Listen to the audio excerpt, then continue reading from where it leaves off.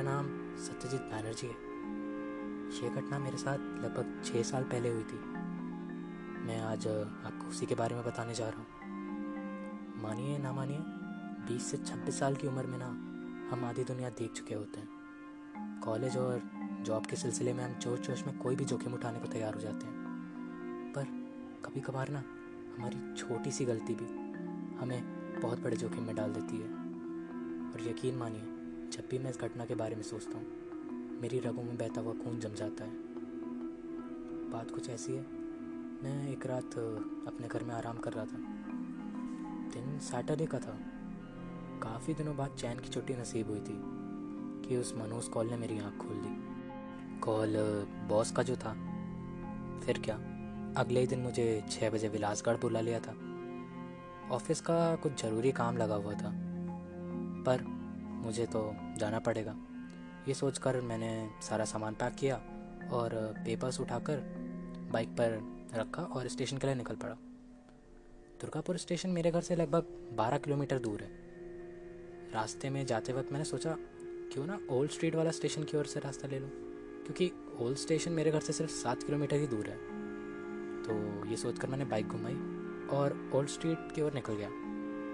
दरअसल old street की तरफ मैं कभी ज़्यादा गया नहीं, तो रास्तों का इतना अंदाज़ा नहीं था। जंगल के पास से निकलते वक्त सुनसान हाईवे पर मेरी बाइक जा ही रही थी कि अचानक मुझे कुछ गड़बड़ सी लगी। दरअसल सामने 2 रास्ते दिखाई दे रहे थे। मैं भी काफ़ी दिन से इस स्टेशन का जाने का ख्याल भी नहीं लाया था, तो मुझे यहाँ के रास्तों का आइडिया भी नहीं था। मैं कौन से रास्ते से जाऊँ इसी उलझन में इधर उधर देख ही रहा था कि कुछ दूर पर कुछ बुज़ुर्ग लोग बैठ के ताश खेल रहे थे। मैंने सोचा कि लोकलाइट लगते हैं, क्यों ना इन्हीं से रास्ता पूछ लिया जाए। ये सोचकर मैं उनके पास गया ही था कि बुज़ुर्ग से मुझे देखकर पूछे, बेटा इतनी रात में कहाँ जा रहे हो? मैं उनसे पूछा, और दादा ये बताइए ओल्ड स्टेशन की ओर का रास्ता किधर से जाता है? वो मुझे फिर से बड़ी ही अजीब तरीके से घूरे और इधर उधर देखकर मुझे बोले, बेटा जिस जगह गुस्सा, नफरत और दुख इतना ज़्यादा हो, उस जगह से भयानक जगह कहीं और नहीं होती। क्यों जा रहा है इतनी रात में उस जगह पे? मैं कुछ समझा नहीं, पर मैं बोला, दादू आप एक बात बताइए, आप ऐसा क्यों बोल रहे हैं? पर मैंने कहा कि आप चिंता मत करिए और प्लीज़ मुझे रास्ता बता दीजिए, मेरा वहाँ पहुँचना बहुत ज़रूरी है। वो मुझे दोबारा देखा और बोला, अगर तुमने बेटा मन बना ही लिया है तो तुम्हें अब कोई रोक नहीं सकता। तुम एक काम करो, लेफ़्ट से 3 किलोमीटर और आगे जाओ और तुम्हें स्टेशन का रास्ता दिख जाएगा। मैं सोच ही रहा था कि अभी अभी मेरे साथ क्या हुआ और बाइक चलाते हुए आगे निकल पड़ा। मुझे अभी भी समझ नहीं आया कि उस बूढ़े आदमी को क्या हुआ था या मुझसे क्या कहना चाह रहा था। पर जैसे तैसे मैं स्टेशन पहुंच ही गया। पर वहाँ तो इतनी भीड़ भाड़ दिखाई दे रही थी। लोगों के हिसाब से माने तो स्टेशन पर लोग कम ही आते हैं, पर यहाँ इतने लोग क्यों हैं? मैंने सोचा शायद त्यौहार का मौसम है, इसीलिए इतनी भीड़ भाड़ होगी। मुझे क्या, मैं सोचकर एक बेंच पर अपना सामान रखा और फ़ोन निकाल कर टाइम देखने लगा। तो अभी बस 3 ही बजे थे। मैंने सोचा ट्रेन आने में अभी भी आधे घंटे का वक्त है, तो क्यों ना कुछ कर ही लिया जाए। पर इतनी देर से मेरे बगल के बेंच पे एक औरत बैठी थी, उसका बच्चा रोए जा रहा था। मेरे को बच्चे कुछ खास पसंद है नहीं, और जब वो रोते हैं तो थोड़ी दया आ ही जाती है। पर ये औरत उसको चुप क्यों नहीं करा रही थी? इतनी देर से बच्चा रोए जा रहा है, उस औरत को कोई फ़र्क ही नहीं पड़ रहा है। कितनी बेदर्द है ये माँ। मुझसे रहा नहीं गया।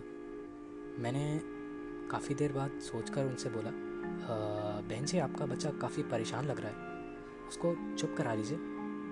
पर औरत ने मुझे देखा ही नहीं और ना ही मेरी सुनी। वो अपनी जगह से हिली तक नहीं थी। अजीब तो था, पर उससे ज़्यादा अजीब बात ये थी कि बच्चा अचानक से खुद चुप हो गया। मैंने सोचा छोड़ो, मेरा काम तो हो गया। तभी पास में एक पेपर वाला भी निकल रहा था। मैंने सोचा लो एक पेपर ही ख़रीद लिया जाए। मैंने उससे एक पेपर मांगा, तो पेपर वाला भी मुझे कुछ अजीब तरीके से ही घूर रहा था। मैं ये सोचा था आज मेरे साथ हो क्या रहा है। मैंने ज़्यादा ध्यान नहीं दिया और पेपर ले लिया। पर इतना सब होने के बाद भी अचानक से मेरा ध्यान टूटा ट्रेन के हॉर्न से, क्योंकि ट्रेन आ गई थी। मैं दौड़ कर ट्रेन पे चढ़ा और तभी मैंने सोचा मैंने पेपर वाले को तो पैसे तो दिए ही नहीं हैं। मैं तुरंत दौड़कर दरवाजे से झाँकने के लिए बाहर निकला तो अचानक से मेरी जान ही निकल गई। मैं स्टेशन के बाहर कुछ देख ही नहीं पा रहा था। चारों ओर सिर्फ खंडहर था, टूटी फूटी लाइटें और दूर दूर तक कोई इंसानों का नामो निशान नहीं। मेरे को समझ ही नहीं आया कि सब क्या हो रहा है। मैं इतनी देर से यहाँ पे बेंच पे बैठा था, वो सब क्या था। मैं सब पका कर अपनी सीट पर बैठ गया कि तभी मेरी सामने वाला आदमी मुझसे अचानक से बोला, भाई साहब इस स्टेशन पे आना जाना ठीक नहीं है, काफ़ी सालों से बंद पड़ा है। आप यहाँ पे इतनी रात में क्या कर रहे थे? आपको दुर्गापुर स्टेशन से चढ़ना चाहिए था। अब तो मेरे शरीर में मानो काटो तो खून नहीं। मैं उससे पूछा, भाई भैया क्या हो गया? मैं तो अभी कुछ देर पहले यहाँ पे बैठा था और यहाँ पे बहुत सारे लोग थे। वो अचानक से हंस पड़ा। वो बोला, भाई साहब क्यों मजाक करते हो? ये स्टेशन आज से 6 साल पहले से बंद पड़ा है। मैंने पूछा 6 साल? पर वहाँ पे बेंच पे तो मेरे साथ औरत बैठी थी और मैंने पेपर, एक मिनट, मेरा पेपर कहाँ है? वो मेरी ओर अजीब तरीके से देखा और बोला, भाई साहब मैं आपको बताता हूँ। आज से 6 साल पहले स्टेशन एक मालगाड़ी के फ्यूल लीक होने की वजह से आग में जल गया था। प्लेटफॉर्म पे जितने भी लोग थे सारे मारे गए थे और तब से लोगों ने इस स्टेशन पे आना जाना छोड़ दिया, क्योंकि यहाँ पे भूत प्रेतों की आवाज़ें और भूत प्रेतों से जुड़ी कहानियाँ बहुत फैल गई थी। पर मेरे को तो भूत प्रेतों की बातों पे यकीन नहीं था। शायद, या यूँ बोले तो सिर्फ उस दिन तक मुझे कुछ भी समझ नहीं आ रहा था। क्या जो मैंने देखा वो सच था या मैं एक सपना?